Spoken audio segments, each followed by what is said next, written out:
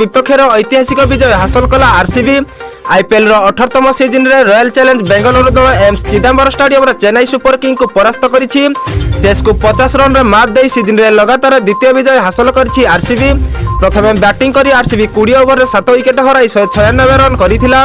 अधिनायक Rajat Patidar 51 run करथिले। सल्ट एवं कोहली यथाक्रमे 32 एवं 31 रन करथिले। जवाब रे सीएसके 20 ओवर रे मात्र 146 रन करि पारिथिला एवं 50 रन रे मैच हारि जाइथिला।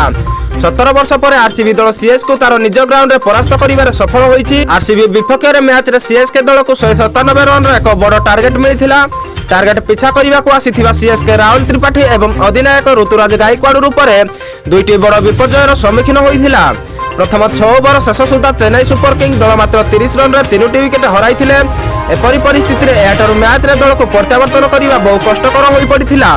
99 रन स्कोर सुधा सीएसके 7 विकेट हराई निजर पराजय निश्चित करिथिला। या परे 20 ओवर रे 8 विकेट हराइबा बेले 146 रन करि पारिथिला CSK. Rachin Ravindra 41 run innings खेलिथिले।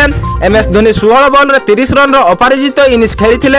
RCB पक्षर जोश हाजेलवुड 3 विकेट नैथिबा बेले यश दयाल एवं मियाल लिविंगस्टोन 2टी लेखाए विकेट नैथिले।